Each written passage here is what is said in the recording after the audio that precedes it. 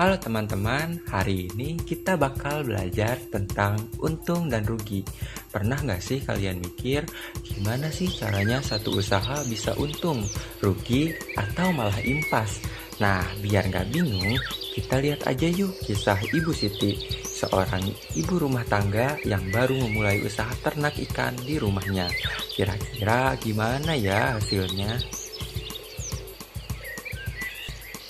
Suatu hari, Ibu Siti kepikiran buat mulai usaha kecil-kecilan. Beliau pengen nyoba ternak ikan di rumahnya. Tapi karena belum punya pengalaman, Ibu Siti pun datang ke Pak Herman, tetangganya yang udah lama berkecimpung di usaha ternak ikan. Dengan ramah, Ibu Siti bertanya, "Pak Herman, kalau saya mau ternak ikan, kira-kira butuh modal berapa ya? Dan bisa untung berapa?"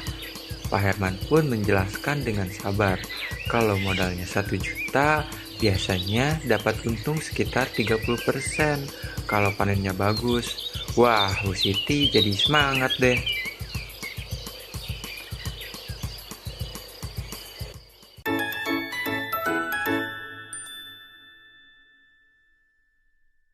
Waktu pun berlalu, ikan-ikan milik Bu Siti tumbuh dengan baik. Akhirnya tibalah panen pertama. Ibu Siti menghitung hasil penjualannya dengan hati-hati. Ternyata uang yang didapat sama persis dengan modal awal, 1 juta rupiah. Artinya Bu Siti belum untung, tetapi juga nggak rugi. Kondisi ini disebut impas, di mana hasil penjualan sama dengan modal yang dikeluarkan.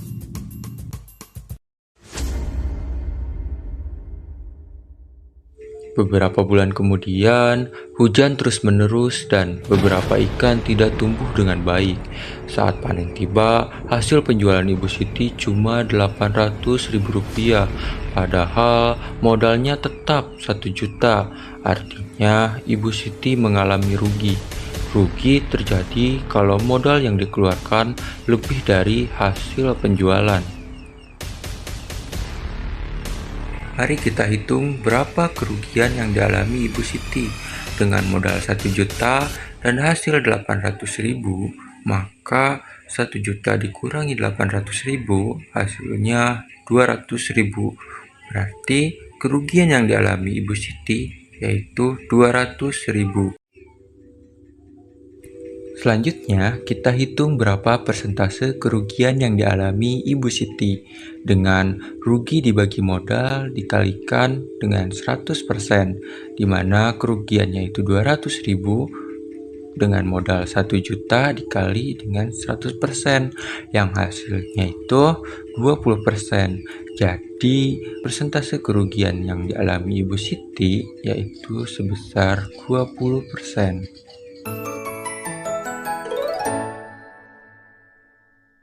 Setelah belajar dari pengalaman sebelumnya, Ibu Siti lebih telaten merawat ikan-ikannya. Kali ini cuacanya juga bagus, air kolam bersih, dan ikan tumbuh dengan sehat. Saat panen tiba, hasil penjualan Ibu Siti mencapai Rp1.300.000, melebihi modalnya yaitu 1 juta rupiah.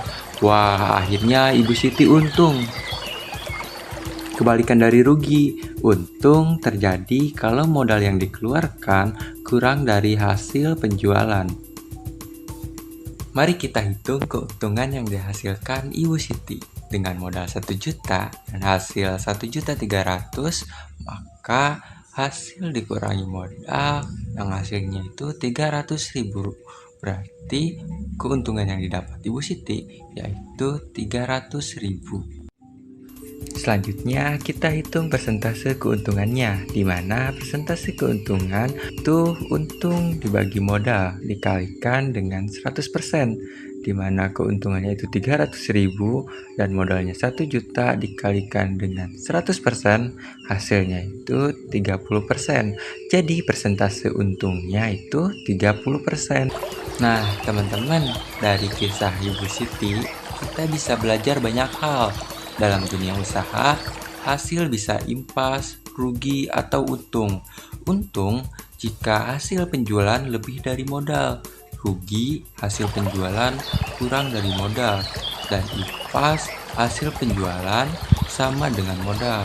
Jadi, jangan takut mencoba ya, karena setiap pengalaman kita bisa belajar cara mengelola usaha dengan lebih baik. Sampai jumpa dan